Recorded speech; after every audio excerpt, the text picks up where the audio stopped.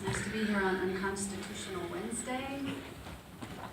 I think that the Elk Island is beautiful. It's a beautiful place, and I'm glad that it's being preserved. I have a few words to say about preservation and how this came about in what, Amanda, you were saying was 22 years of effort, I think was the number of years of making this come about. I don't know, you mentioned something about that. Anyway, you know, we treat Elk Island as this wonderful and special place because it is. And yet, so we have this capacity to see beauty and to see unique qualities on an island. And I think that, cool, okay, we can do that. Why is it that we can't use those same observations in looking at our community, our island of Portland, and our communities, and protecting them in the way that we help protect the wildlife and plants of Elk Island? For instance, the unsheltered. If we sheltered them, we would be preserving life in our city on this island, this beautiful, not really an island, but yes, we're surrounded by water in a lot of ways. And I wish that we could see things in a more broad consequence or in landscape. So there's that. There's our unsheltered who suffer in weather like today. And if we looked at them as life, we would see that this life is dying today on our streets. The same way we look at and are concerned about the plant life, let's say, flooding. And along with that, the uniqueness of our community in Portland with our Black community, and how we work instead of preserving this community, we strive almost, at least in City Council, to allow gentrification to occur instead of bringing attention to the flourishing of the Black community here. And we allow cops to go out there with free rein and kill these beautiful Black people in our community. I see a correlation when we use the word sustain and we only apply it to an island, which is beautiful, but we don't apply it to people. I think we're missing something. And I'm just here to present that and testify to that. That we need to look at all of us and our unique qualities that make Portland, Portland as something that's worth preserving, not killing and not throwing away. That's all I have to say. Thank you.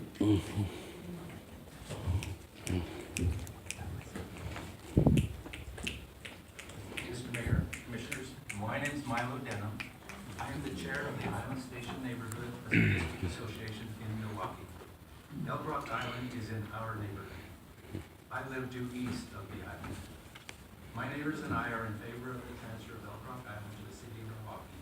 We've been active over the years in helping to maintain the island, and we will continue to do so.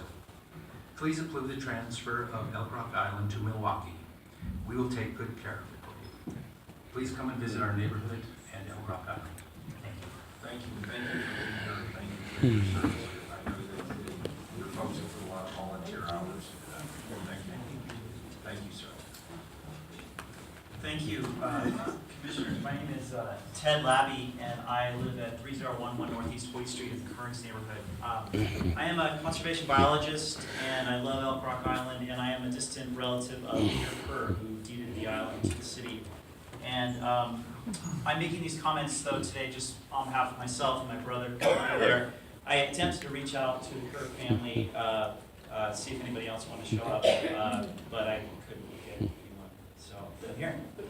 I do support the transfer of Elk Rock Island to the city of Milwaukee and it makes sense for all the reasons that your staff has outlined. And I was welcome to hear that Mayor Mark Gamba has committed funds to manage the island. That was one of my concerns a little bit about the transfer. I do feel like there are some details that still need to be resolved with this transfer, though. And in order for the island to be well managed going forward.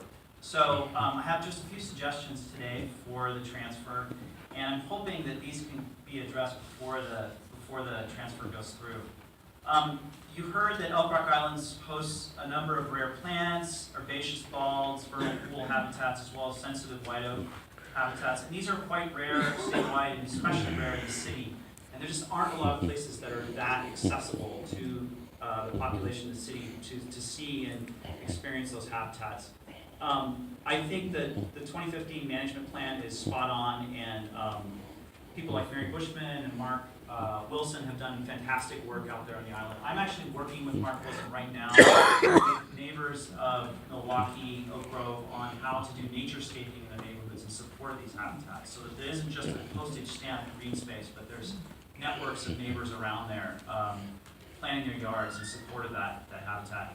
So as a relative of Peter Kerr, it has special meaning to me, and I want to see the city take additional steps to guarantee the island will be actively managed, not overloaded with public infrastructure.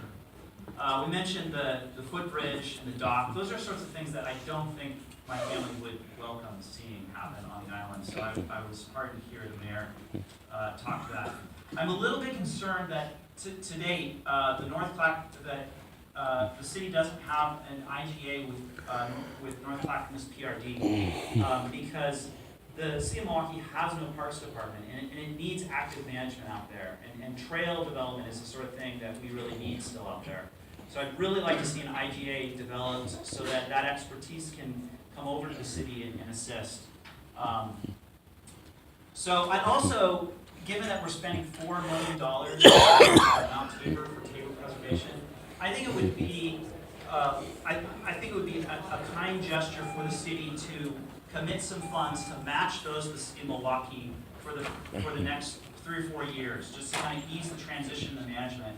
And I don't think we're talking about very much. We're talking about $40,000 per year the city spends, and maybe that could sunset over the next 4 years and allow the city of Milwaukee to amp up the funding. So $100,000 to see the active management and make that happen. I don't think that's very much money in the grand scheme of things, and that was a suggestion that I had to make sure we're continuing to actively manage the space. All right. Thank you. Thank you for your testimony. Yes, my name is Lightning. I represent Lightning Super Watchdog PDX. Again, this is a crown jewel. I want to commend the Kerr family for the donation. Again, that was very kind to the city of Portland. Again, separate myself from that side. Due to the deed restrictions and what was wanted originally when this was donated, I feel it is improper for the city of Portland to transfer this to Milwaukee. Again, I always look at the original donation and what they wanted at the time is so very important to me. Public use for a park, city of Portland. If they had any reason to do otherwise, they probably would have donated it to someone else. You do not transfer this property from the city of Portland. Issue number 2, if Milwaukee wants this property, this is a crown jewel. How much are you going to pay for this property?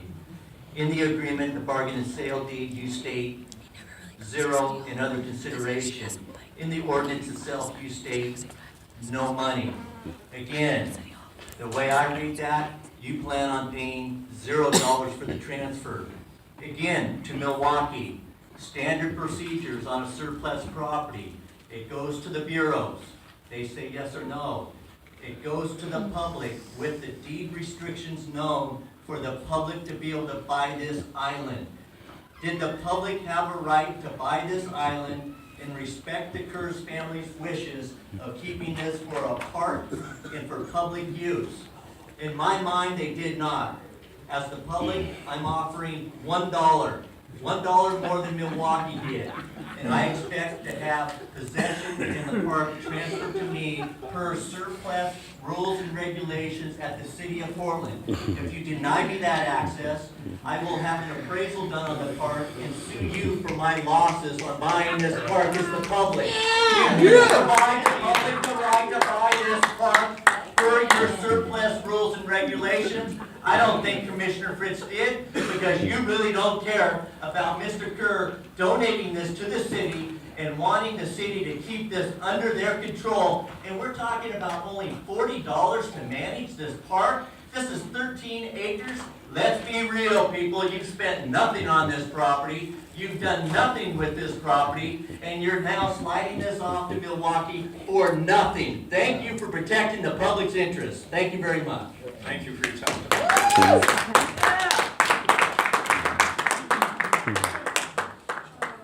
Good morning. I bet you guys never thought you'd see me again, but I'm back. Had surgery, healing well, thank you. I do not commend any of you. You guys are some of the worst people I think I've ever sat in front of.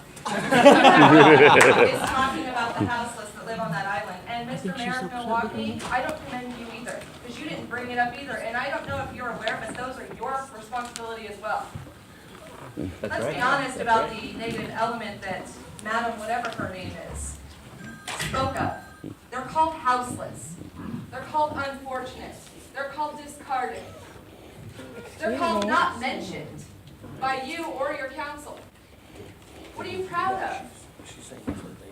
And we're transferring this property and then they want money from us? Well, you know who could use money? $40,000 a year would go a long way to help the houseless here in Portland. Sure would. I understand you need to transfer this property. Clearly your hands are full with, murdered black children and houseless dying on you. How many bodies so far during your term there? You're clearly overwhelmed and unfit to do the job. So I can see why you'd be in a hurry to unload this, and I can see why Milwaukee would be in a hurry to start sweeping the park. We will be paying attention to that. Yep. Shame on all of you. And I know you can see our attempts to communicate, and you ignore them. But it's so nice that you want to have a joint council session with the mayor of Milwaukee. What good does that do anybody here? Over a park? We can barely get your time on the houseless. Right. We can barely get your time for Juanese Hayes. I'm riding that with his family. What are you going to do about it after? How come Mr. Hurst hasn't been indicted yet? I don't say officer because I don't recognize law enforcement anymore. Because the murderer. Yeah. And if you keep him in employ, you are promoting murderers. Blood is on your hands. All over him. Shame on you. Thank you for your testimony. Good morning. So you still gotta make it an hour and 10 minutes before you say good afternoon. I'm a long way off. Good morning. Good morning. You have a lot of bridge grading going on right here. Here goes I am Joe. Charles Bridge Grade Johnson. Rich Craig. And, it's been alleged that I'm part of a Pentagon patriarchy insurgency of 5 middle-aged white men. I think some of the women, people of color, have spoken to you very eloquently, so I'm going to kind of do the white guy thing. Give me a break. I grew up in David Stockman's congressional district under Reagan, You're disruptive. So, Only kidding. when we really think about this, Middle-aged white. nothing against the city of Milwaukee. I don't know if they're better or worse for the homeless than the city of Portland is. But if we just look at the big picture, if we think about what Tom McCall did, Governor Tom McCall, think about the Oregon general legal principle that boundary land is public land. I don't know if that's fully the case along rivers or only along the ocean coast. But, Rivers. thank you. Maritime. That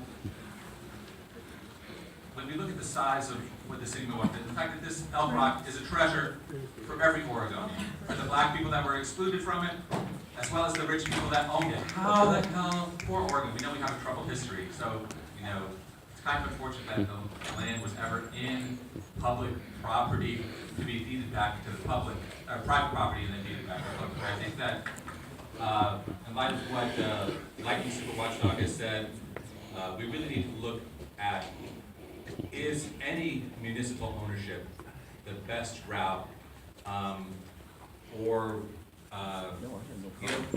unfortunately it's in the wrong river, so I don't know what native authority you're giving. I wish it was in the Columbia River because it really should be under the domain of the Columbia River Intertribal Fish Coalition. So maybe it should belong to the Grand Ron. Yeah, I could go with that. But not to a Milwaukee municipality who that has no money to maintain it. an all-white male council.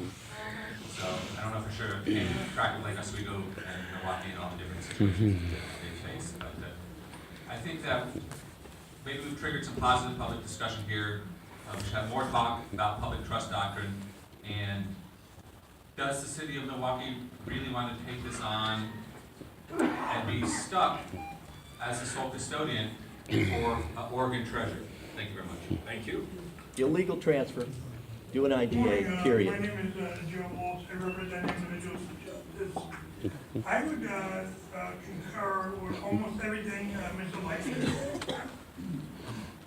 The presentation that you offered us spent most of your time telling us what a gem this was, how wonderful this property was,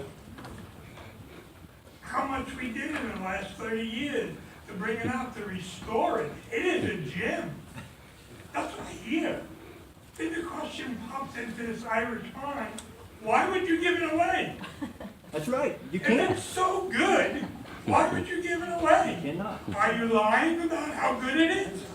Or are you screwing The public. citizens of Portland by giving away a gem? That's right. It's, I mean, either or, you're in trouble. It's illegal. Why would you do this? And it's also rude. When council people leave, when people are Oh, told, there they go. it is rude. You're on, Bill. Folks, again, I'm sorry. Steve Roman used to do that, and he is not here anymore. Do you hear me, Amanda? He is not here anymore. Don't point. I know you're safe, but we got two guys over here that are not safe. So when you are rude to us, we get pissed. And when we get pissed, you don't have a meeting. You are rude.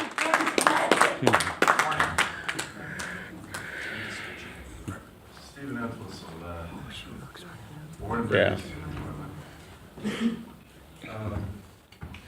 it's quite interesting that we don't really have a plan for folks that are trying to survive one day at a time. Have you ever tried to do that?